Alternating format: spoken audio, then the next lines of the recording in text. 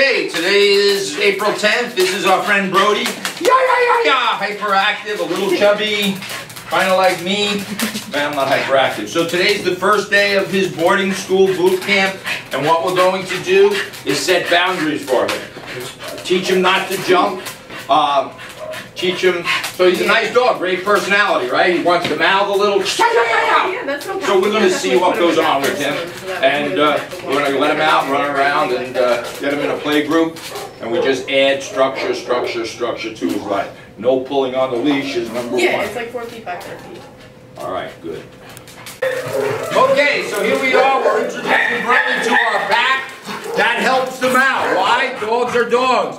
This teaches him structure, puts him in balance, where he might have been out of balance. These dogs are all cuckoo for Cocoa Puff. This is my diamond?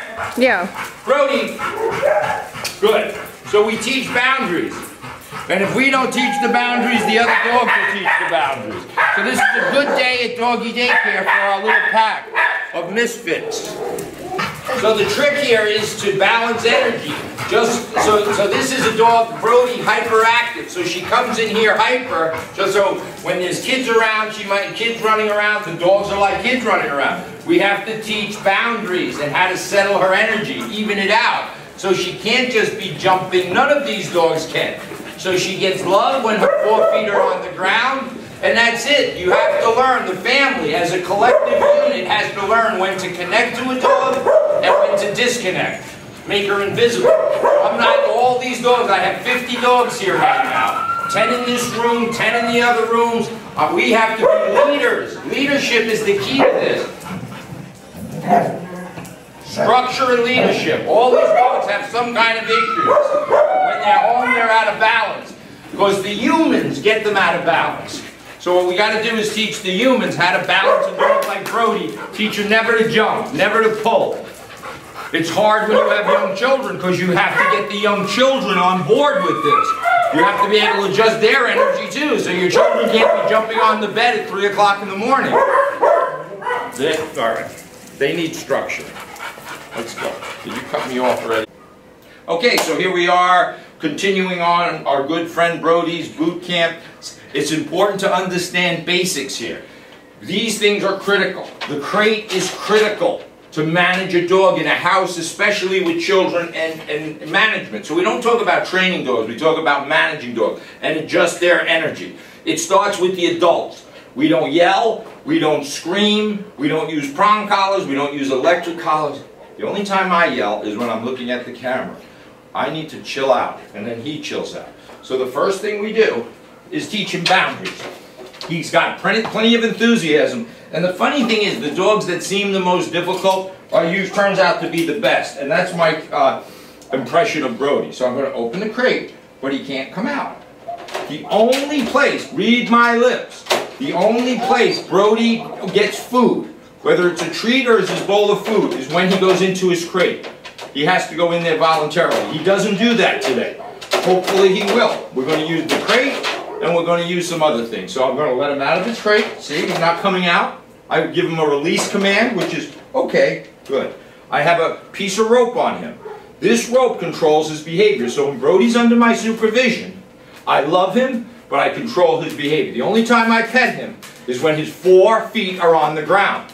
So I start designating human places from dog places. So this is my lobby.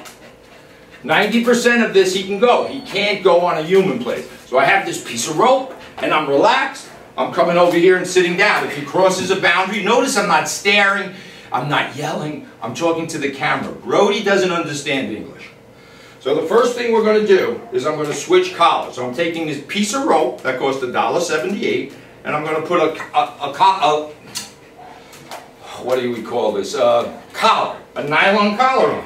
And I'm replacing it. So all I'm doing is putting something more sturdy than this. When he's under my supervision, outside his crate, for the time being, he's going to be on this leash and collar. So now I start knocking on doors. My door is no different than your door. I got people coming and going. But because this is new to him, look, I can see his tail wagging without looking at him. I feel his energy. So he's a very good dog. It's not his breed that makes him hyper. It's just genetics. He's a great dog. He's a confident dog. Then I pick up my leash. Now I'm going to feed him this morning. So this is all brand new. This is the only leash and collar you should be using. The first thing we begin is never allowing tension on this leash. And then when I want to feed him, I'm going to tell him to go to his place. I open, and I tell him, go place. He might not want to, but he has to. Go place. Go place. I throw him in. Boom. Close the door. Then I'm going to feed him. Remember, no tension. I disconnect from him. Starts with the adults and gets trickled down to the children. Children are more as difficult to manage, generally, as dogs. There's his food. End of story. If I was leaving him alone unsupervised, I'd unclip that collar. Period. Treats, everything. The dog gets no food except when it goes voluntarily into his crate. It's his den. It's his bedroom. Good for today. Okay, so here we are continuing with Brody. We're just teaching him behavior. So the first behavior we teach a dog is the heel. Heel means walk on our left without pulling. There should never be tension on this leash, inside the house, outside the house. So I'm going to ask him to heel, and I want him to walk on my left heel. Good boy. And I brace him. Now I turn, he turns. Look at my energy. My hands aren't up in the air, they're down here at my side. He's following me. I turn, he turns. If he pulls, I snap and release the leash. There's no yelling. There's no screaming. Good dog, Brody, good. And then later on, as we go, we're going to introduce distractions, other animals. There's plenty of distractions right now. It's windy. That's simple. Relax. Make sure that dogs' needs are met. They have to pee. They have to poop. They have to eat. They have to have water. They need structure in their lives. Physical and psychological structure. But it comes from the humans. This has nothing to do with the dog. It has to do with human energy. It's good for today. Thank you. Okay, Mike Gould here, Mayor of Houndsdown, USA, home to the happiest dogs on earth. Here we have our friend Brody, who is participating in our boot camp. We're adjusting the dog's energy, so what you have is a very confident, high-energy dog, young, who is ahead of the family, head of the pack. So the dog's energy level has to be balanced, not yell. We don't yell, we don't use pinch collars, we relax. There's one of two places the dog should be in your family. Either in the crate, unsupervised with the leash off, or on a leash and collar. So when you have children, that magnifies your problem because you have to adjust the energy of children. So if it's one adult, you can adjust your energy level pretty good. You have two adults, that's when things start to change.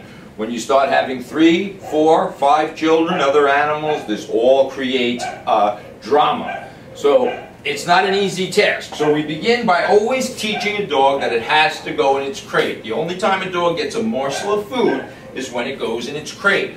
Dogs are denning animals. This is not for disciplinary purposes. This is for management purposes. I open the crate. So just by me touching the crate, his anxiety level gets up, right? He gets in a little heightened state. He stood up, but he can't come out. So I correct him slightly. I'm not yelling. The only reason I'm talking is to communicate to humans. Dogs don't talk.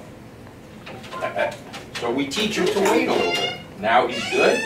I release him by saying, okay, good. And now he's on a leash and collar. When he's unsupervised, that collar comes off when he's in the crate. Hi, baby. Hi, baby. I teach him not to jump. Hi, baby. Hi, baby. He's happy to see me. I raise my leg. I don't want children doing that. Hi, baby. I come low and I love him. When his 4 feet are on the ground, I pet him. I pet him, and I really love him. He doesn't have to sit, he doesn't have to stay, he just can't jump. Ah, and we'll teach him. Watch. You see, I just raised my leg. This is not the task for a child. I close the door. I knock on the door. Dog is under our supervision with the leash on. He jumps. I want him to go into his crate. I say his name, Brody. Whoop. We got company coming. I pick up my leash. I correct a little. I ask him to go into his crate. Go place.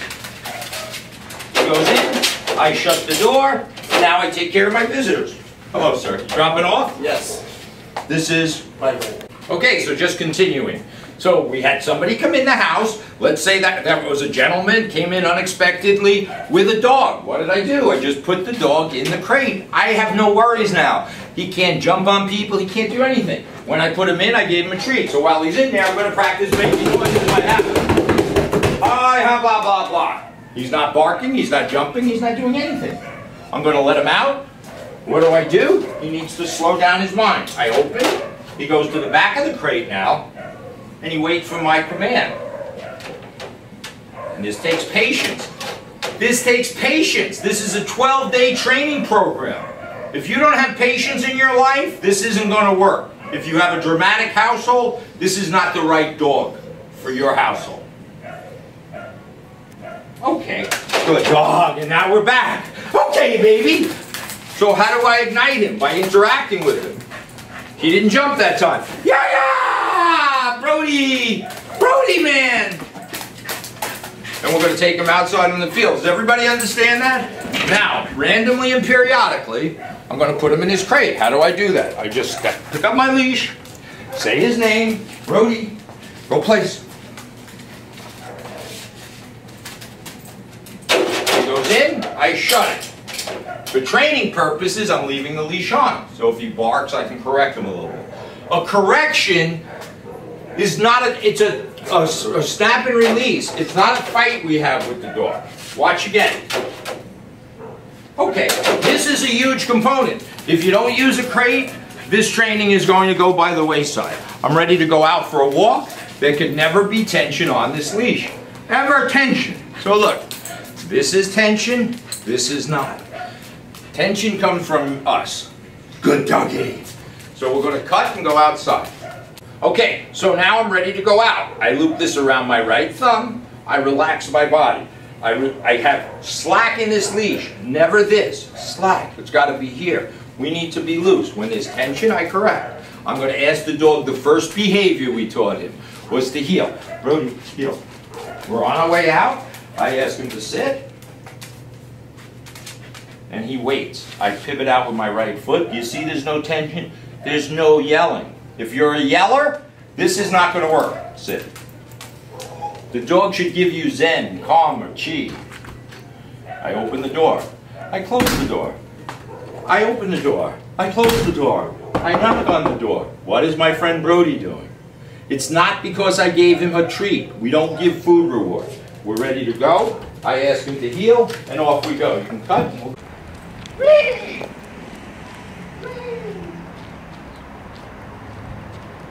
nice and relaxed. I stop, dog SITs. Sit. Brody. Sit. Brody. Sit. He doesn't know what a bus is. We know what a bus is. He's concerned. We have to think for the dog. It's a dog has an autistic brain. It doesn't connect. It sees things in pictures. It hears, smells, and tastes. We're going to the field. Give him some loving. Good dog, baby. Good boy. Good boy. Sit. Sit. Correction is a snap and release. Sit. Good. Snap and release is not muscle. It's not discipline. Come on in.